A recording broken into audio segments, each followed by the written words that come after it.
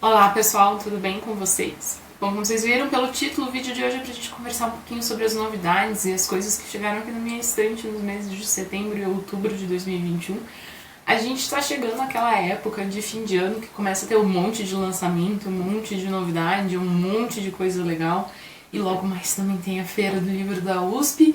Então é um momento empolgante do ano em termos de livros e lançamentos e por aí vai. Então eu espero que vocês gostem, porque a pilha tá bem grande por aqui. Como da última vez, eu vou dividir esse vídeo em sessões por gênero, categoria de livro. Então se você se interessa por alguma coisa especificamente, você pode pular direto para aquela sessão.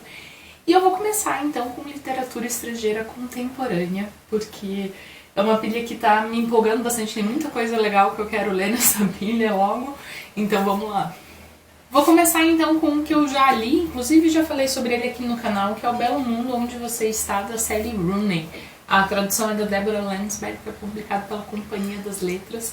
Esse aqui é o terceiro livro da Sally Rooney, terceiro romance da Sally Rooney, ela tem alguns contos também.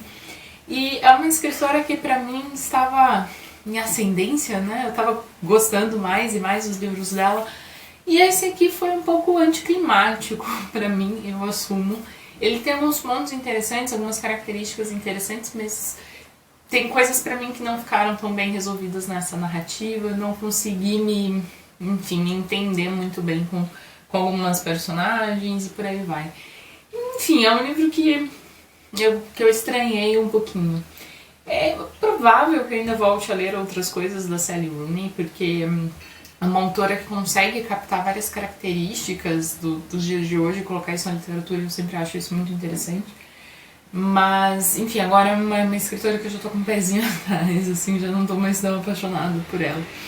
Ele é um livro, então a gente basicamente vai acompanhar 4 personagens que se relacionam entre si e o andamento ali dessas relações interpessoais durante algum tempo.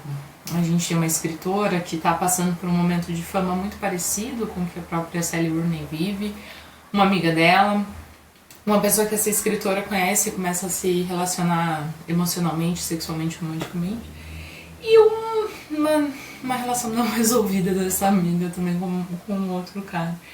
Então a gente tem essas duas mulheres tentando se entender, conversando entre si, e é basicamente isso, né? Um livro com personagens um pouquinho mais velhas do que o padrão Sally Rooney, um tiquinho assim, né? Não muito mais velhas, mas... E se você quiser saber mais sobre o livro, eu já fiz um vídeo sobre ele aqui no canal, vou deixar o link ali embaixo.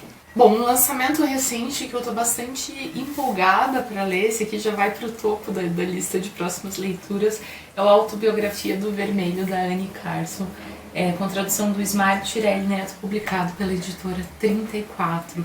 Fiquei bastante feliz com essa notícia de coisas da Anne Carson chegando no Brasil. Já existe um livro dela publicado aqui chamado O Método Albertini, que saiu pela editora Jabuticaba, é um livro bem legal, bem interessante.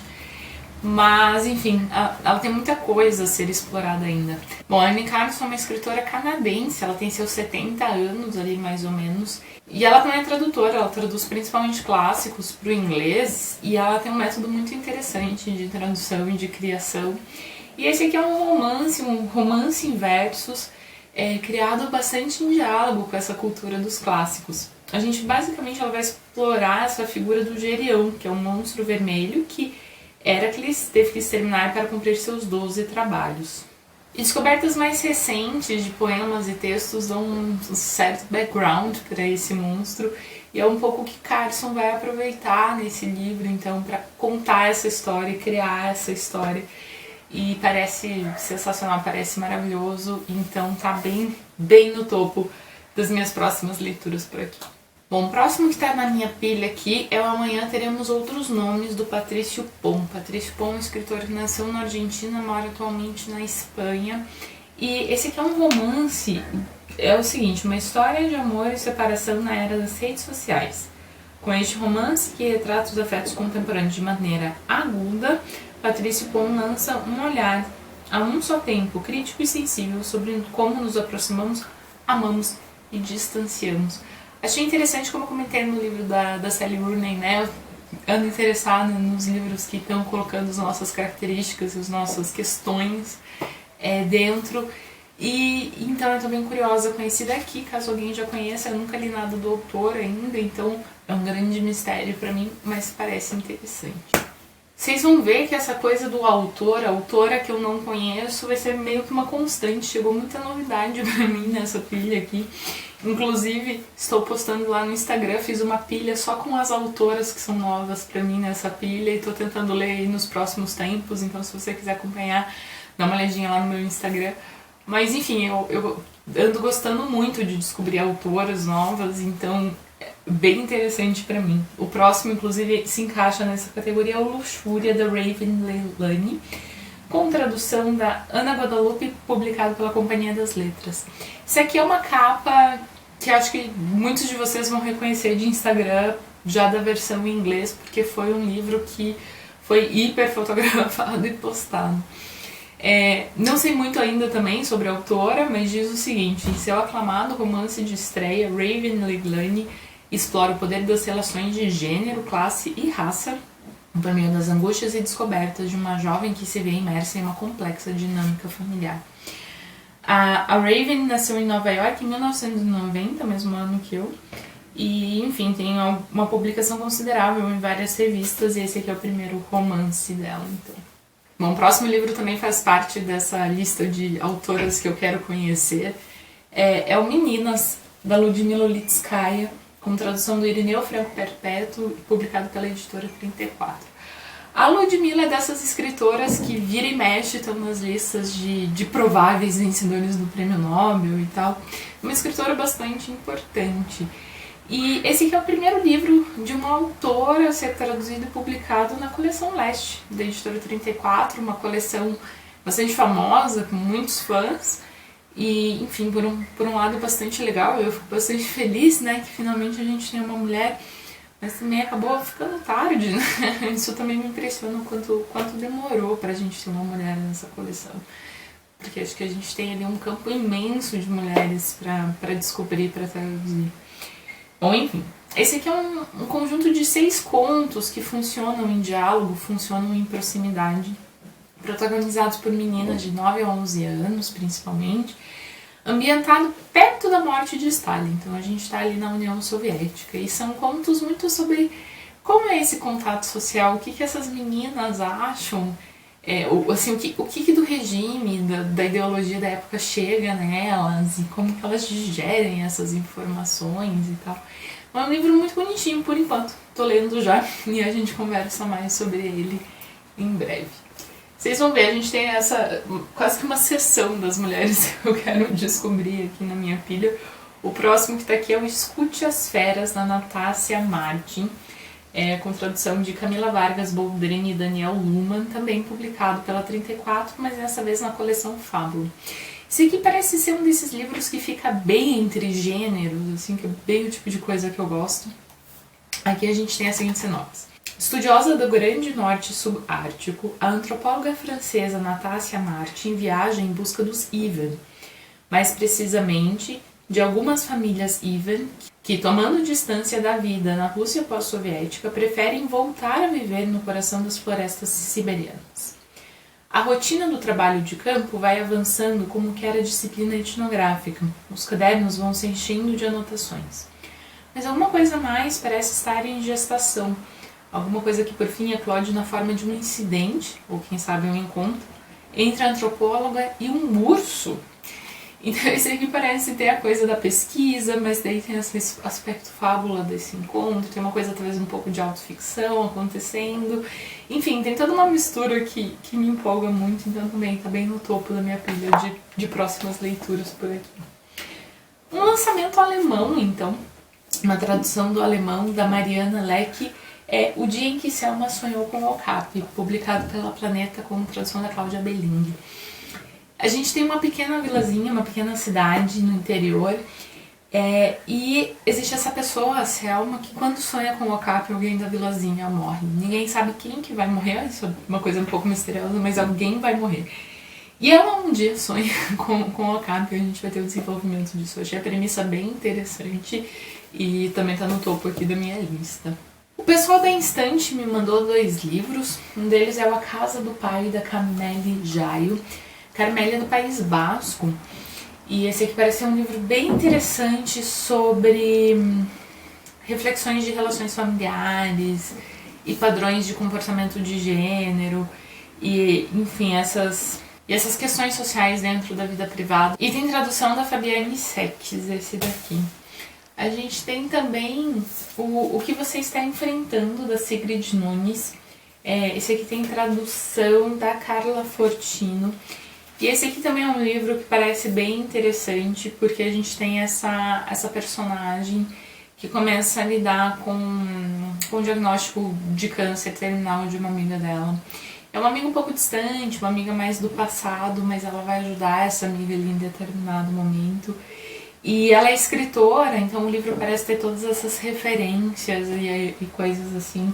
Então eu também tô bem empolgada com a perspectiva desse aqui. Outro desses livros que bombaram no Instagram nos últimos tempos, esse aqui é o Açúcar Queimado, da Avni Doshi, com tradução da Adriana Lisboa, publicado pela Dublinense. Ele foi finalista do Booker Prize, eu acho que isso que fez ele também ficar famosinho. Ele é o romance de estreia da Avni. A gente tem aqui uma relação difícil entre uma filha e uma mãe, uma filha que ressente muito a mãe por conta de abandono e, enfim, todas as situações muito delicadas que aconteceram ali na infância. E a gente tem essa filha já adulta, se eu não me engano já casada, e lidando com o processo de demência da mãe. Então a gente tem uma relação muito ambígua entre as duas, não parece ser o tipo de livro muito fácil de ler em termos de tema, né? Ser um tema bastante triste, bastante pesado, mas parece bem interessante. O pessoal da Todavia me mandou também o Essa Dama Bate Boé, da Yara Nakahanda Monteiro, espero ter falado certo. A Yara nasceu em Angola e se mudou para Portugal quando era bem criança e já viveu em muitos lugares, o que é bem interessante. E a sinopse diz o seguinte: uma história eletrizante e cheia de colorido, mas com sombras de um passado incerto e movediço. Uma narrativa em que gênero, raça, sexualidade, colonialismo e política se mesclam e se confundem. Achei impactante essa sinopse. Bom, o próximo é um livro que eu já li, já falei um pouquinho sobre ele no meu Instagram. É Uma Separação, da Kátia Kimura, publicado pela Companhia das Letras, com tradução da Sônia Moreira. A Kátia é uma escritora americana, isso mesmo. E quando o livro chegou e eu li a sinopse, eu fiquei meio assim, em dúvida se eu leria ou não leria, mas o pessoal do Instagram me animou a ler o livro. E foi interessante porque foi o livro que me tirou ali, eu tava com um apego com uma última leitura minha e ele foi o livro que engatou e que eu consegui terminar. E isso foi interessante. A gente tem uma premissa bem inusitada. A gente tem uma mulher que está em processo de separação com o marido, eles já não estão juntos há alguns meses, mas o marido pede para ela um certo sigilo, ele ainda não está pronto para contar isso para ninguém. Então, apesar de eles já não estarem mais juntos, ela já está em outro relacionamento, família e amigos não sabem muito sobre isso. E em determinado momento a sogra dessa moça liga para ela e pergunta do cara onde que ele tá, porque ela não tá conseguindo falar com ele, enfim. Supostamente estava viajando e ela acaba se vendo nessa situação de precisar encontrar esse marido / ex-marido que sumiu. E ela vai pra esse lugar na Grécia em baixa temporada, então tá tudo com um clima meio abandonadão, assim, apesar de ser um lugar muito idílico. E ela vai tentar resolver essas questões práticas, mas sem entender muito e sem ter muita vontade por causa da questão da separação. E as coisas vão se desenrolando a partir disso. Ele é um livro com uma premissa bem inusitada e que tem momentos bem interessantes dessa personagem tentando se entender em relação a tudo isso. Eu não gostei tanto de um monólogo final, de uma reflexão final que ela faz. Eu achei um pouco didática demais, explícita demais. E assim, não é um livro que me encantou profundamente, mas enfim, foi o que eu falei. Ele tem um ritmo muito interessante e foi um livro que me tirou ali de uma ressaquinha literária. Então tem um ponto forte por conta disso e eu acho que em breve a gente também conversa mais sobre ele por aqui no canal. Outro livro que eu também já li É o Amigo Perdido, da Hella Hassi, com tradução do Daniel Dago, que saiu pela editora Rua do Sabão. Esse aqui é uma espécie de clássico holandês ali no período imperialista, né, quando a gente tinha vários territórios da Holanda. Eles se passam na atual Indonésia. E a gente tem a amizade entre dois meninos, um filho de colonizadores holandeses, e um filho de locais, e eles têm uma amizade muito bonitinha, mas ele é contado na perspectiva do rapaz branco, e ele não se toca, e ele não se dá conta de como as estruturas coloniais impõem atitudes, comportamentos, relações diferentes para esses dois jovens. E a gente tem então o andamento disso tudo. É um livro muito interessante, né? Essa questão do o fato de estar no ponto de vista do colonizador, que não percebe essas forças, faz com que a gente, como leitor, se toque disso aos poucos e seja testemunha dessas diferenças aos poucos em cenas que são bastante dolorosas pra gente ler. É um livro bem interessante e super curtinho, recomendo bastante. Bom, um lançamento que me deixou bastante empolgada da Companhia das Letras é o Zambra. O Zambra é um escritor que eu lia muito na época que o Zambra saiu pela Kozak Naif, faz bastante tempo, mas eu já falei bastante sobre o Zambra aqui no canal. E ele andava meio sumido, né, das livrarias e tal, então a Companhia das Letras agora está publicando a obra dele. Então eles lançaram esse livro aqui, o Ficção 2006 a 2014. É um livrão bem grande. A gente tem 3 tradutores nesse livro. A Joseliviana Batista, José Geraldo Couto e Miguel Del Castilho. E nesse livro aqui a gente tem o Bonsai, o A Vida Privada das Árvores, o Formas de Voltar para Casa, os Meus Documentos, o Múltipla Escolha e alguns outros contos. Então todos esses livros eles já tinham sido publicados, né, antes. A gente encontra eles em edições separadas da Kozak e alguns da Tusquets também. E o que essa edição traz de, digamos, inédito é o Contos Dispersos. São 9 contos no total e umas 40 páginas, tá? Enfim, eu vou acabar lendo os contos que eu não conheço ainda, mas sou fã dos outros livros e achei legal a gente ter então isso tudo reunido. E além disso, eles também publicaram O Poeta Chileno. Este sim, que é um romance inédito aqui, a tradução desse é do Miguel Del Castillo. E é o romance mais recente do Zambra, bem maior do que as outras coisas que o Zambra escrevia antes. A verdade é que eu não sei muito sobre esse livro, meio que de propósito, só quero ler porque é do Zambra. E é isso, chegaremos no livro por aí. Mas, enfim, a gente deve conversar em breve sobre ele aqui no canal também. Bom, ainda dentro da ficção latino-americana, o pessoal da Ponto Edita me mandou Faça-se Você Mesmo, do Enzo Matiqueira, com tradução do Maurício Tamboni. Essa aqui é uma editora nova, se eu não me engano, esse aqui é a quinta publicação deles. Eu achei uma edição muito bonita, uma capinha dura, folha de guarda amarelinha e tal, achei bem legal. O Enzo nasceu em Buenos Aires, mas morou bastante na Patagônia Argentina, e aqui a gente tem um cara que decide fugir de Buenos Aires e vai passar um tempo na casa dos avós, onde ele ficava na infância. Isso que é uma coisa meio noir e algumas referências interessantes, enfim. Fiquei curiosa para descobrir mais sobre ele. E terminando esta sessão do vídeo, o pessoal da Companhia das Letras me mandou o Contos Morais, do Coetzee, com tradução do José Rubens Siqueira. Esse livro chegou faz bem pouco tempo aqui em casa. Ele diz: são 7 contos sobre o desejo, ou sobre como lidamos com o desejo dentro dos limites da nossa cultura. Não conheço nada do Coetzee, desses grandes escritores que eu ainda preciso descobrir.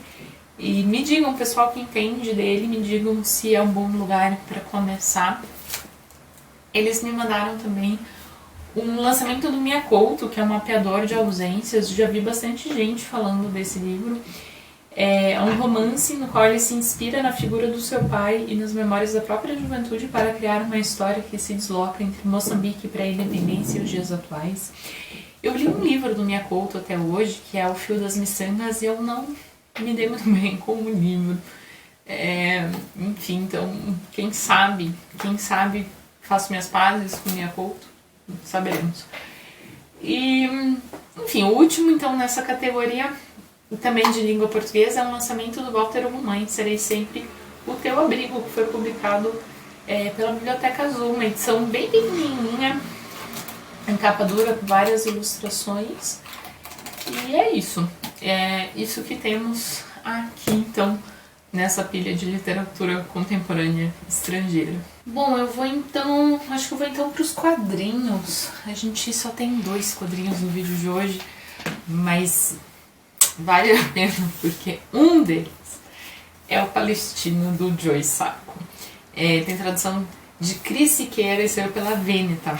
E, gente, vocês não têm ideia há quanto tempo este livro está na minha lista de leituras. Eu ouvi desse livro pela primeira vez quando estava na faculdade de jornalismo, que faz, 10 anos, pelo menos. E, enfim, na época tinha até uma edição, mas era caro pra eu conseguir comprar na época, depois ficou esgotado. E daí eu lembro de uma vez quase comprar ele em inglês, enfim, toda uma história entre esse livro já.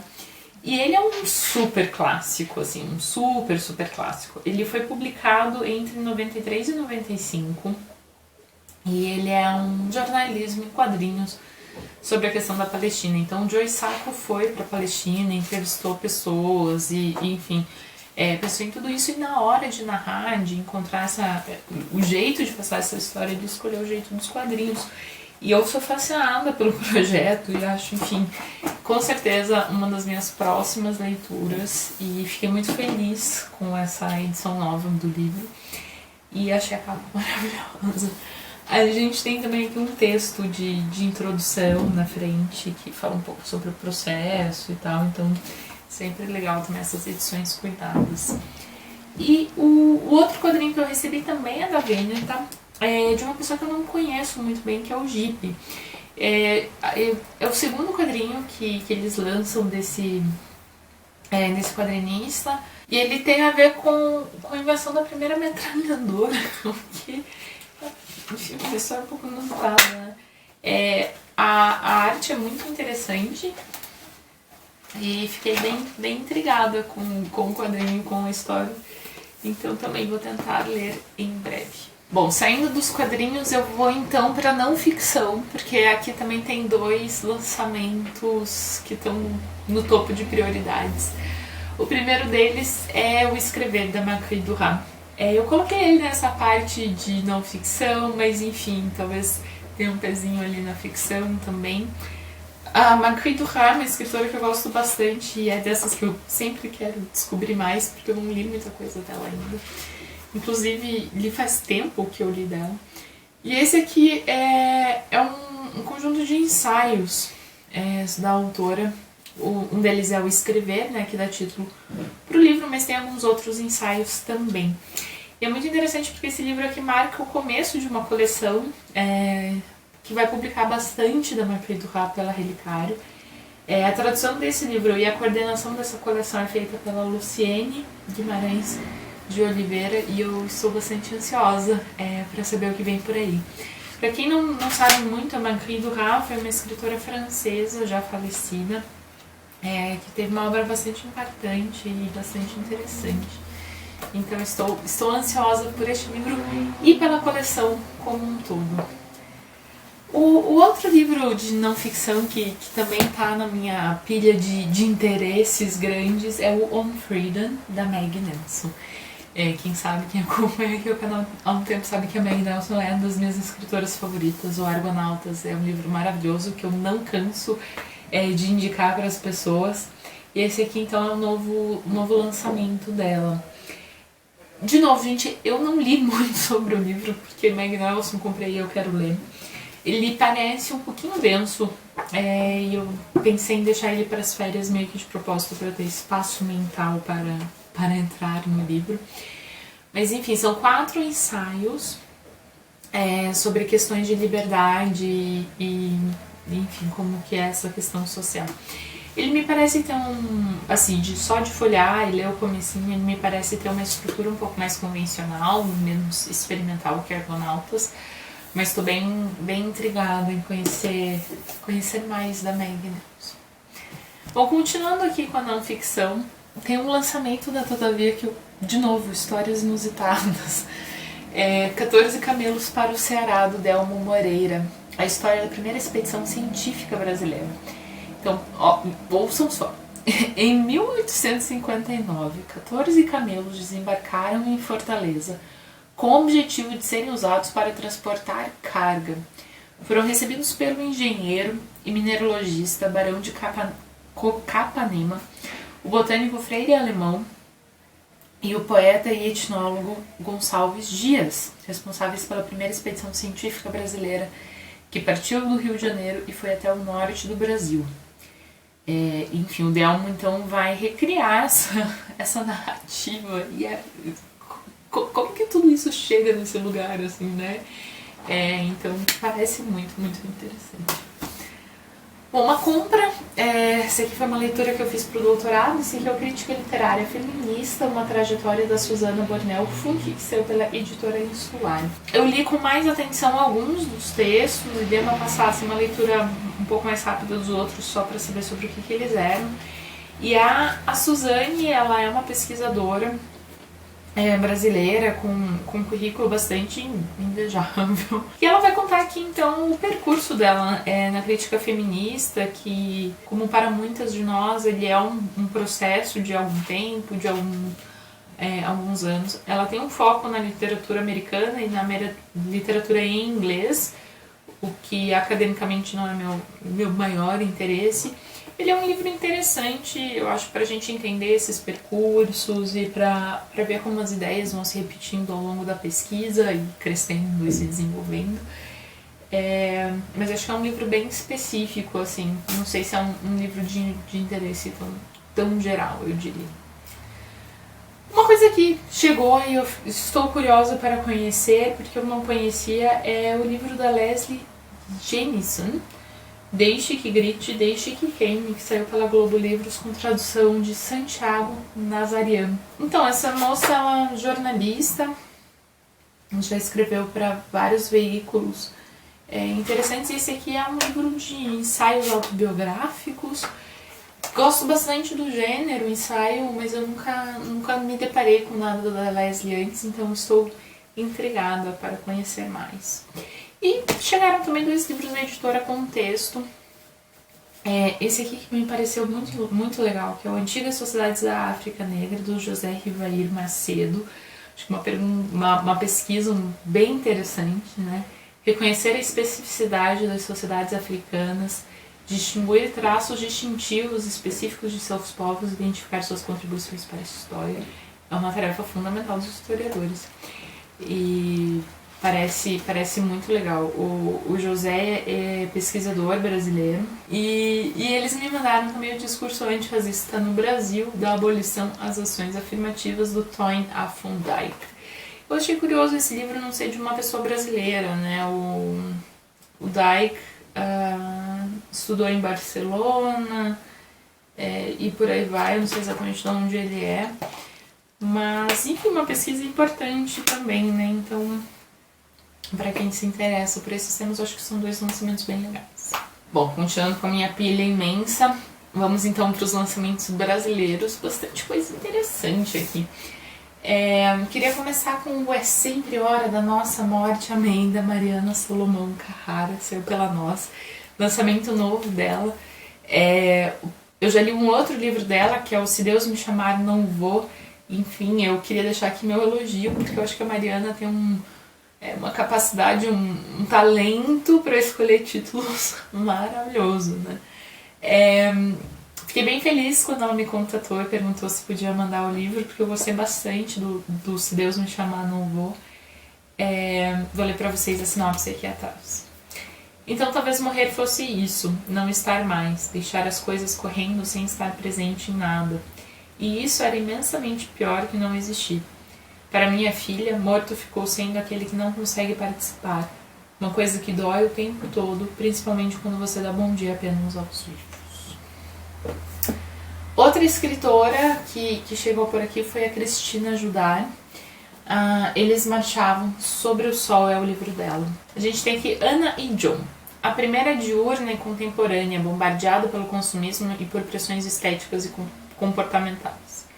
A segunda é noturna, influenciada por noções de ancestralidade, ritos de passagem e intuições do consciente. Ambas estão prestes a completar os 18 anos e acompanhamos suas histórias em paralelo, mês a mês, até a data de seus aniversários. Mas não se engane, mais do que o relato da jornada de duas jovens mulheres, Elas Marchavam sobre o Solo é um romance sobre violência, perseguição religiosa, perda da liberdade de direitos, além de ser um libelo sobre a necessidade dos ritos, dos corpos, dos sonhos e da ressignificação dos corpos, questionando papéis sociais através da linguagem vibrante e singular da autora. Fiquei bem intrigada com a sinopse. A Cristina nasceu em São Paulo, é escritora e jornalista, já tem algumas outras coisas publicadas, eu não conheço nada dela ainda. Bom, a Todavia me mandou um trabalho bem interessante que eles estão fazendo com a Olga Savari. Esse aqui é o Poemas Escolhidos, chama Coração Subterrâneo. A Olga é uma poeta de Belém, faleceu em 2020 e parece que tem uma obra relativamente extensa. E, enfim, achei legal então eles retomarem a obra dela e estou curiosa com este livro de poemas. Uma escritora que eu gosto bastante, que chegou por aqui, é a Ana Paula Maia, de Cada 500 Uma Alma. Esse aqui é o segundo volume da trilogia que começou com Enterre Seus Mortos. E eu achei bem legal porque quando o Enterre Seus Mortos saiu, eu entrevistei a Ana Paula, enfim, uma pessoa muito querida, foi muito legal conhecer ela. E então eu fiquei bem empolgada quando saiu esse novo livro aqui. Foi uma literatura que me impactou bastante, que é muito próprio dela, assim. É uma estética da violência, de uma coisa agrária e animal, assim. Então estou bem curiosa com essa leitura. A Companhia das Letras me mandou também o A Dama de Branco, do Sérgio Santana. E esse aqui também são os últimos escritos que ele deixou. São 17 contos que ele deixou antes de falecer. E então tá entre as últimas publicações aí do escritor. O pessoal da 34 me mandou o Robson Crusoe e seus amigos, do Leonardo Gandolfi, que também é um livro de poemas. O Leonardo nasceu no Rio, mora em São Paulo, e eu vou ler um trechinho da sinopse para vocês. Imagine um mundo atravessado por buracos negros, impregnado por fantasmas estranhamente familiares e ao mesmo tempo crivado de ironias, no qual o visitante é recebido num universo paralelo que não por acaso é aqui mesmo. Meio abstrato, achei interessante. Outro lançamento, então, é O Filósofo no Porta-Luvas, do Juliano Garcia Peçanha. Esse aqui saiu pela Todavia. O Juliano nasceu em São Paulo. E esse aqui parece ser também desses livros que brincam um pouco com gêneros, né? É um romance que mistura fabulação e ensaio. Vocês sabem que eu tenho um fraco por esse tipo de narrativa. A gente tem também do Breno Kummel, Uma Noção Ainda Vaga de Todo Dano, saiu pela editora Zulk, e é sobre o Brasil dos últimos anos, e a gente está em Brasília em 2010, e Rita e Paulo, um casal de professores universitários, fazem o que podem para tentar amenizar a crise de seu casamento e resolver a sucessão interminável de conflitos envolvendo seus 2 filhos adultos.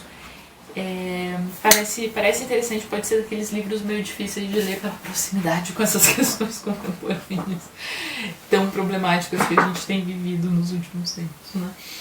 Mais um escritor nacional que me mandou os livros dele esses últimos tempos foi o Eduardo A.A. Almeida. Ele me mandou 2 livros dele. O Diante dos Meus Olhos, que foi publicado pela Reformatório. Esse aqui é um romance. E ele me mandou também o lançamento mais recente dele, que é O Belo e a Besta, que foi publicado pela editora Moinhos. E esse aqui também é um livro de poemas, muita poesia na pilha esse mês, né? Tem uma poesia não tão metrificada, assim, olhando pela mancha, né? Algumas brincadeiras, talvez, de gênero também. Fiquei intrigada. Eu recebi de uma autora aqui de Curitiba o Mulheres que Plantam a Lua, da Andrea Berriel. Esse aqui foi um livro publicado pela Arte Editora. Conta a história de Lola, Uma mulher que, ao viver uma crise profissional e pessoal, lança-se em uma aventura por territórios desconhecidos em sua procura por mais coerência, amor e arte. Ela descobre-se uma entre as raras e livres mulheres que plantam a lua. Fiquei intrigada com essa imagem criada pela escritora.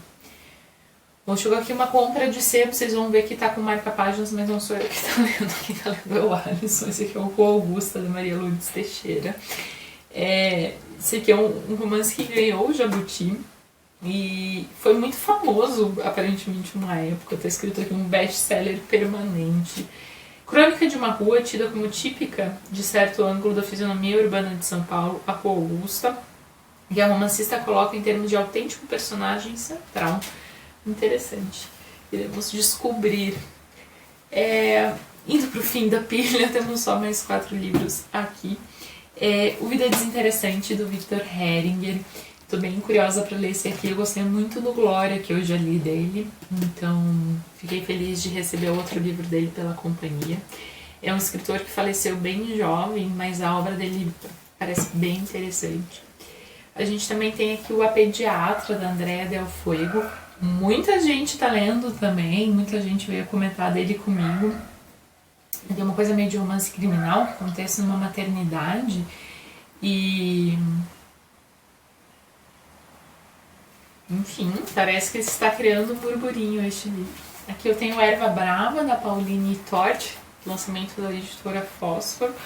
A Pauline nasceu em Brasília em 79 e é jornalista.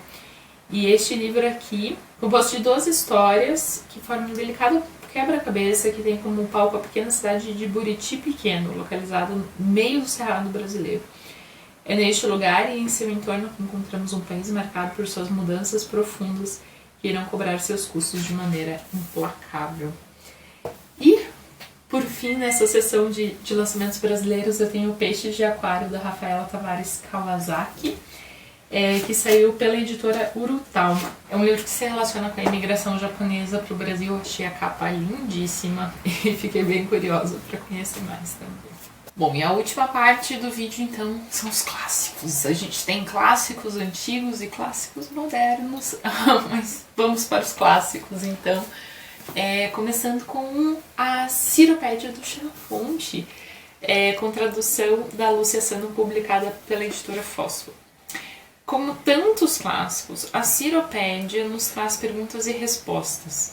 Seu sentido mais óbvio é relatar a formação de um governante que se destacou ao expandir e fortalecer o Império Persa na Antiguidade. As perguntas vêm da intuição de Xenofonte de que o homem, por natureza, de todos os animais, é o mais difícil de ser governado pelo homem. O Xenofonte, então, as datas aproximadas, né, de ter nascido em 430 e falecido em 350 a.C., ele nasceu numa família aristocrática de Ática, região da Grécia Antiga, e de Atenas como cidade central. E como escritor, ele tem boa parte da produção dele ainda preservada. E, enfim, achei interessante e legal que a Fósforo está entrando nesse mercado dos clássicos também. Fiquei curiosa para conhecer. Ainda nesses clássicos antigos, a gente tem as Ódios do Horácio sendo publicadas pela editora 34. Então essa edição aqui é bilíngue e traz o conjunto ao completo das 103 Ódios de Horácio, com uma tradução do Pedro Braga Falcão. O Horácio, a gente também tem algumas coisas dele, né? E aqui então todas as Ódios. Outro livro gordinho. Essas edições bilíngues tendem a ser mais gordinhas, né? O pessoal do Todavia me mandou no lançamento deles do Rambo. Esse aqui então é um livro que une duas obras, o Um Tempo no Inferno e o Iluminações. E o Rambo, para mim, é desses escritores que eu ouço falar há muito tempo, mas que eu li muito, muito, muito pouco. Rambo, então, é um escritor francês que faleceu aos 21 anos.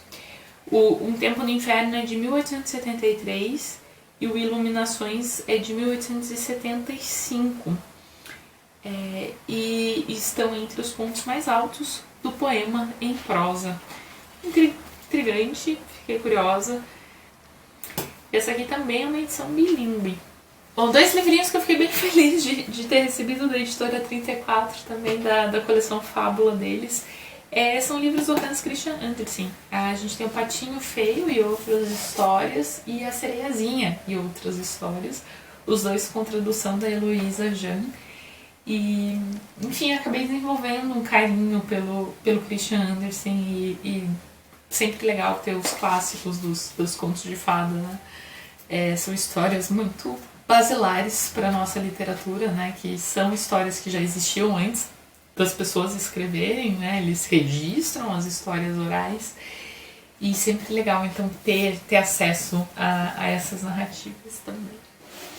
Indo para o pessoal um pouco mais recente, curiosamente tenho 4 autores de língua alemã aqui, não foi de propósito.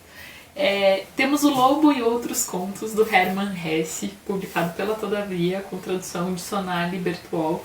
Essa aqui é uma edição interessante porque me parece que eles mesmos que fizeram a seleção dos contos que estão aqui. Quem assina a seleção e o pós-fácil é Volker Michels. E, enfim, eu conheço pouco do Hesse por enquanto, então fiquei bem feliz com esse lançamento. Achei bem legal eles continuarem lançando a obra do Hesse. O pessoal da Antofágica me mandou essa edição nova do Processo, do Franz Kafka. A tradução ficou por P.T. Rissati e a ilustração é do Lourenço Mutarelli. Achei legal. É um livro que eu já li, inclusive já tem vídeo pra ele aqui no canal, mas achei bem bonitona essa edição e estou bem intrigada para para ler o texto da Noemi Jaffe de apresentação do livro. O pessoal da Fósforo me mandou também um lançamento deles, que é o livro do Xadrez, do Stefan Zweig. Esse aqui é um livro que já tinha sido publicado no Brasil dentro de antologias, mas essa ediçãozinha dele separado ficou bem bonitinha, é um livro bem legal. Então acho que eu vou reler para falar sobre a história específica por aqui. E por último, a gente tem aqui o Ar Reverso, do Paul Celan, com tradução do Guilherme Gontijo Flores, que saiu pela editora 34. Paul Celan é um poeta famosíssimo ali do período pós-guerra, né?